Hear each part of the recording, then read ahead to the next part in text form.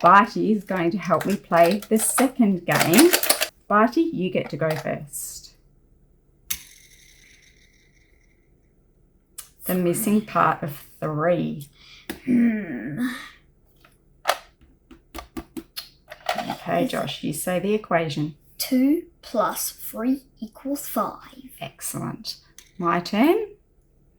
And I'm thinking, what joins with 2? It's a 3. So I'm going to do this one and say 5 subtract 2 equals 3. Your turn, Barty. Wow, it's spinning, spinning, spinning. Off you go.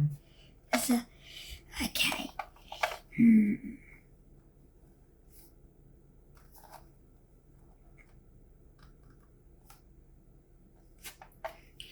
5 subtract 2 equals 3. Well done. Now, Barty, I have bad news for you.